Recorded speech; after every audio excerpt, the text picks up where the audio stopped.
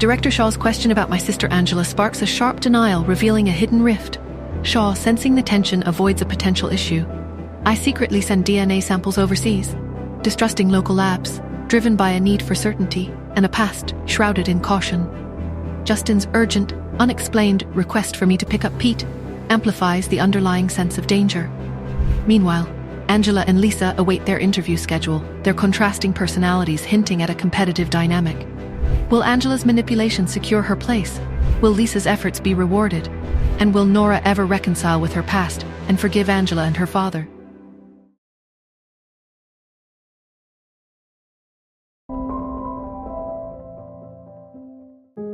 Both Angela and Lisa had received the interview announcements. If Director Shaw and Angela had indeed established a rapport, as Angela claimed, the interview would likely be a mere formality. Angela, brimming with confidence, wasn't nervous in the slightest. Lisa, on the other hand, breathed a sigh of relief as she examined the interview schedule. The interviews were set for the same day, and the admission results would be released soon after. Angela's eyes gleamed with a predatory light. She sat up, a wicked plan forming in her mind. She quietly peeked out of the bathroom door, ensuring Lisa was still engrossed in her studies. With stealthy movements, Angela slipped off the bed and crept over to Lisa's school bag. She rummaged through its contents, her heart pounding with a mixture of excitement and guilt. She found Lisa's ID card and admission ticket, carefully wrapped them in a tissue, and secreted them away in her own bag. Lisa, unaware of Angela's treachery, made diligent preparations for her interview the following day. The hotel was conveniently located near the university, so the walk to the interview venue took only 10 minutes.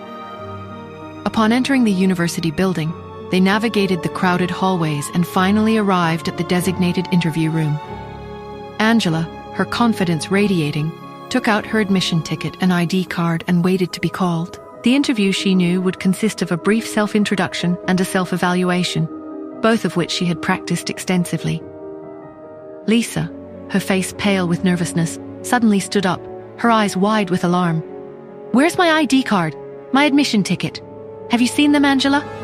Angela pursed her lips, feigning ignorance. "Why are you asking me about your ID card? It's not like I stole it." "That's not what I meant," Lisa stammered, her voice trembling. Panic tightened its grip on her chest, her voice barely a whisper. She said, "Give me the hotel key, Angela. I need to go back and look for them." Angela, her eyes gleaming with a strange satisfaction, raised an eyebrow in mock concern. "Of course, Lisa. Here you go." She handed over the key card with a flourish. Lisa took the card and fled, her footsteps echoing in the hallway. As soon as Lisa was gone, Angela stood up and walked with a purposeful stride towards the nearest bathroom. She retrieved Lisa's admission ticket and ID card from her bag and unceremoniously tossed them into the trash can. Her task completed, she left the bathroom, her steps light and her demeanor refreshed and invigorated. Soon her name was called, and it was her turn for the interview.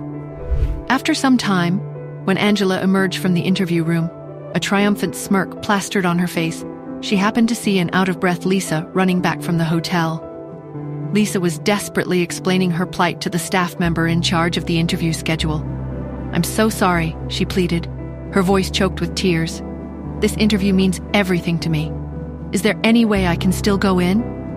The staff member sighed, his expression weary. "If you'd only lost the admission ticket, I could have used your ID card to print a replacement at the last minute. But since you've lost both, I'm afraid my hands are tied. You'll have to reapply next year."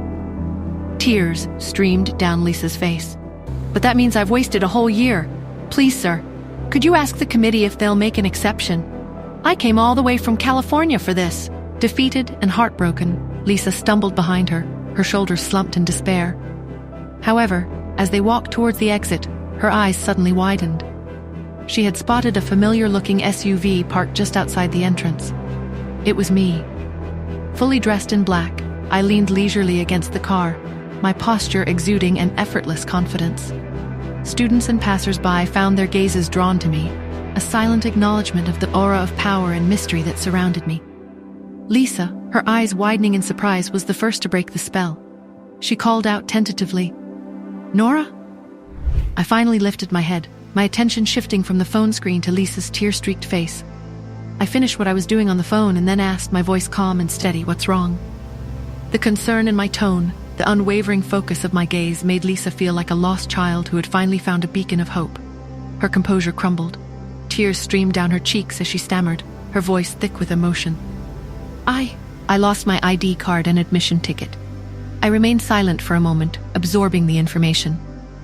I had come to the school today because I knew Lisa's interview was scheduled. I hadn't anticipated this situation, this blatant act of sabotage.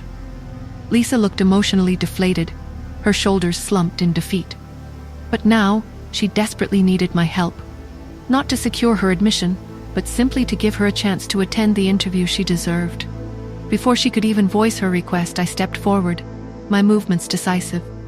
As I passed her by, I offered a simple, unwavering directive. Come with me.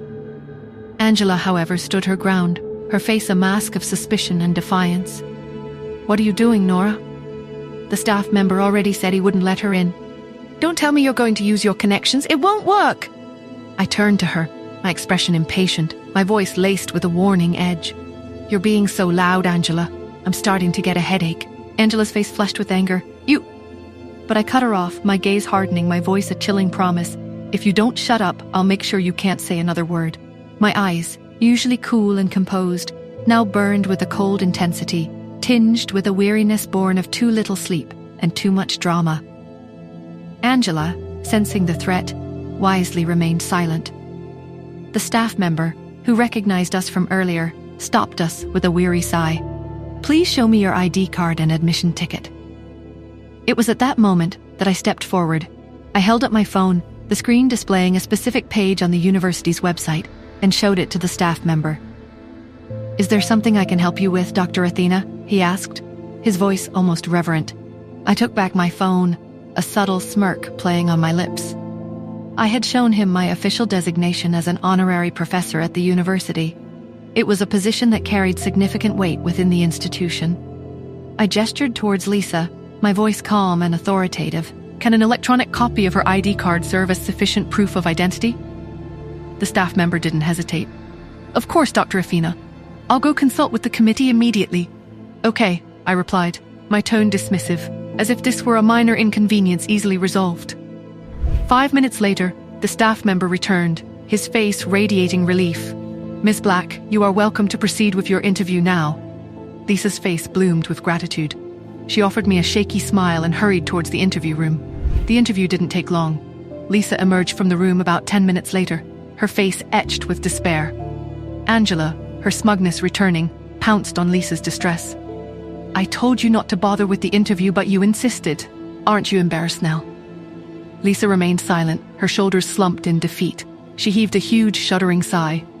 The interview results were typically announced on the same day, so the two of them lingered, waiting for the verdict. The wait, however, was testing my patience.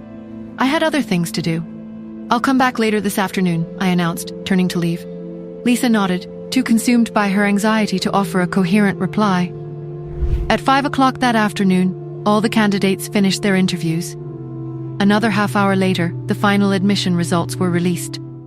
Will Angela get what she wants, or will Lisa get her due? How will I deal with Angela looming around me? Will Director Shaw accept or reject Angela's application?